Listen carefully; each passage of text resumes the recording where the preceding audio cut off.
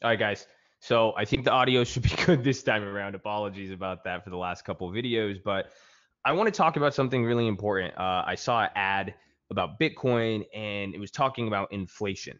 And it made me, something just clicked. I was like, wow, I think a lot of people are unaware of this, but now this also has implications for the stock market. And I want to talk about inflation and some of the effects. I'm going to talk about it with Bitcoin and then some of the other things. I'm going to make a lot more videos when I start discussing what's going on with China and really inflation is one of these big factors I look for a market recession, decline, stuff like that.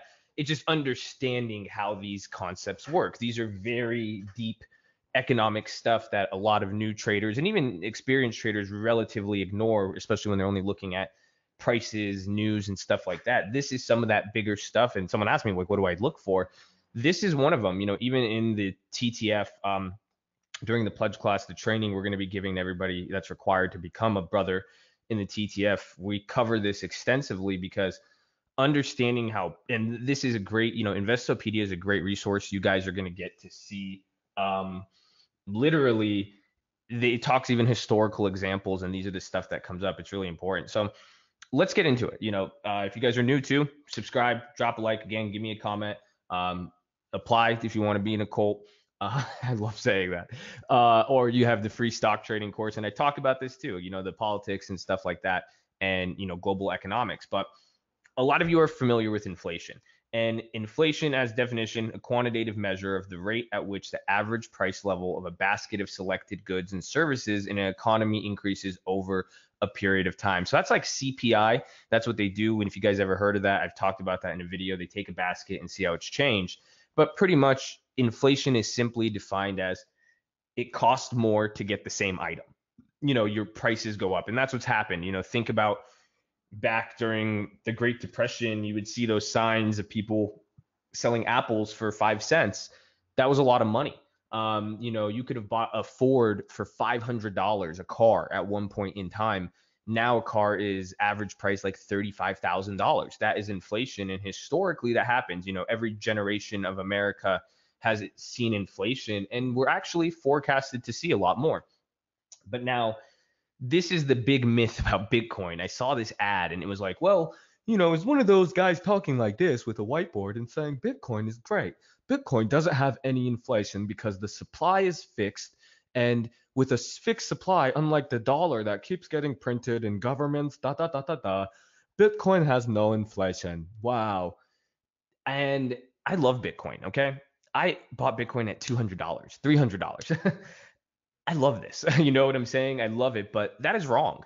And I think a lot of people, I've heard it so many times, but it never really clicked until right now, seeing how currencies are moving. And it makes sense why Bitcoin's dropping and people are so baffled and they're trying to find some piece of news to put it in. And I feel bad because this is what we wanted, my friends. We wanted Bitcoin to be recognized. We wanted it to be a real currency. Great. Guess what? It's floated against everything, and now it has an effect, but there's no central government to come in and change things, which is good.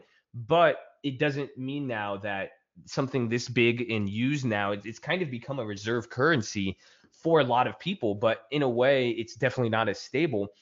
But that you are going to have those effects now. But pretty much why this is wrong and why this is a big myth that Bitcoin doesn't have inflation, because there's different types of inflation.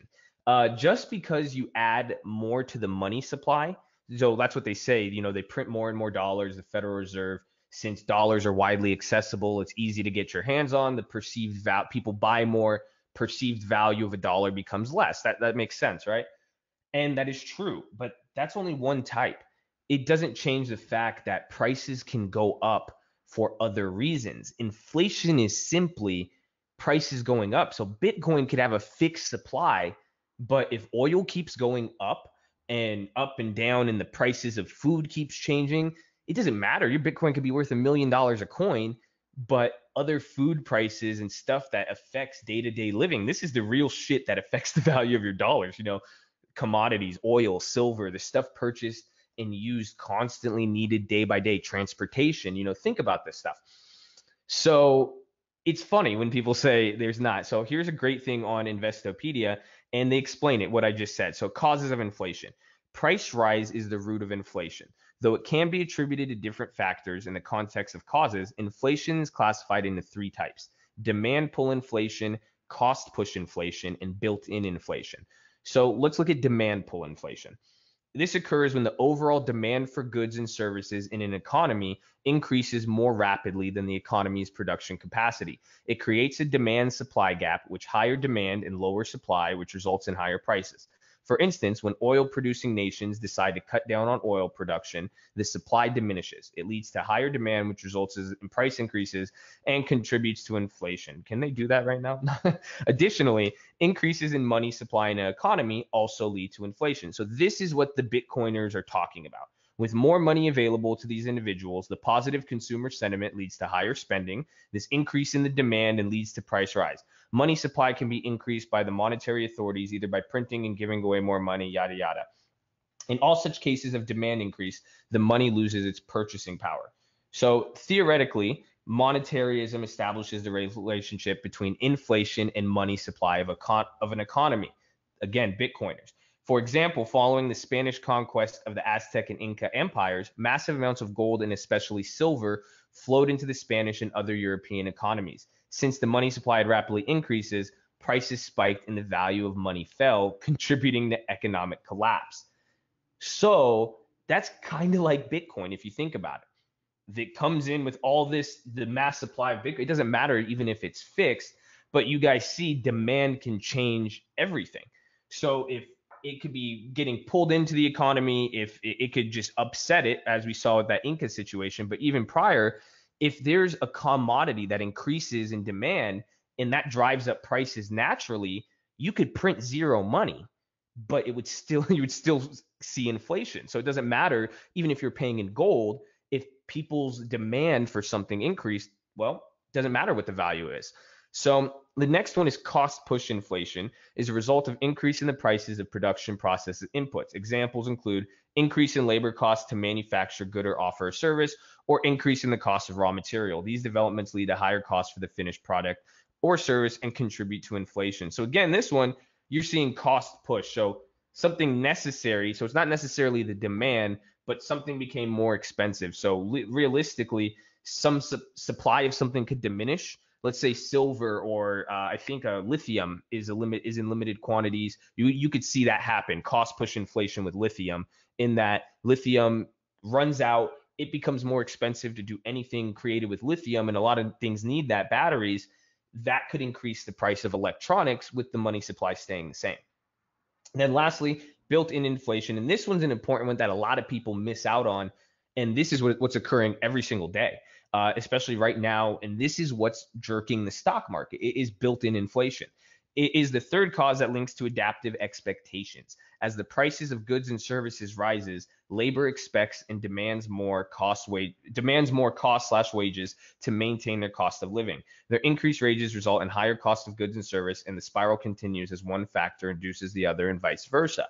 So this is just the expectation. So as the markets gyrate and then it's changing and the Fed changes policy and China, and this is where things are just getting so fucked up right now, because we're seeing demand inflation, cost push inflation, and built-in inflation all at the same time. But now the expectations as it affects valuations on stock market, that's where it's really getting tricky. But hopefully you guys see, I'm sharing with this to you because I saw an ad and I thought it was bullshit. And I wanted to educate you guys. This is stuff I'm firmly aware of, and this is the stuff I'm looking at. So you guys ask me, what do you look at? How do you fucking find these plays and do this? It's two separate parts. I look at the markets. I'm finding my value. I'm a real investor, my friends. Okay, we're not looking at lines and charts and this. It's stuff like this. It's understanding when value is going to change. This is fundamental analysis, but it's not always filings and stuff like that. And yeah, we speculate a little bit and we find the short-term opportunities, just like I did last week, But you guys have to see, this is where these trade ideas are coming from. And like the video I just posted, it's having the idea, knowing the reason, backing it up with news, or now knowing what news to look for based on this stuff, or what news can cause a movement here or there, and then finding the right function or the right tool or derivative to capitalize on that and profit. So hopefully you see they're separate but comes together. It is kind of confusing, and that's why I tell you this is going to take a lot to learn. And this is why I say paper trade. You see, you guys haven't even sat through a pledge class. You haven't even seen me go 6 hours on something like this, and it wouldn't even cover a tenth of what I know, not in what a lot of people way smarter than me in the markets know. There's a lot of money to be made in the stock market. So understand who you guys are going against. It shouldn't discourage you, but it should be motivation to prepare you. That's why I say, you guys, I want you to make money. When I tell you to paper trade, it's not anything other than wanting you to succeed, because a lot of people, it's easy to come, there's so much to be ignorant of the market. And I'm 25 years old. I've been trading since I was 14. Every single day I learn something new, and I'm still ignorant to so much more. It's kind of scary. And even that's what I said, this last October, I've never seen anything like it in my life. And a lot of people have never seen it who've been trading. So I'll leave it there. Hopefully this motivates you guys in some way. You get it, you understand it. Have questions, ask them. This is where it starts though, because even if you're like, oh, this is confusing, I didn't get shit. Tell me what you don't get, but this stuff really isn't that complex. Is there a lot of big words? Does it sound intimidating? Is this very boring shit that nobody wants to read about? You read the first inflation, monetary policy, monetarism, I'm with you guys, but it's very easy. You could change the words around in your head. This is shit you've learned as a kid. It's now, how do you apply it on a bigger scale? And it's fascinating how the world works, interconnects, and leads to changes in the stock market, which will lead to changes in your bank account. It's awesome. So I'll leave it there. If you guys liked it, subscribe, drop a like. I want to hear from you guys. We're trying to, let's get culty. Yay. All right. Love you guys. Peace out.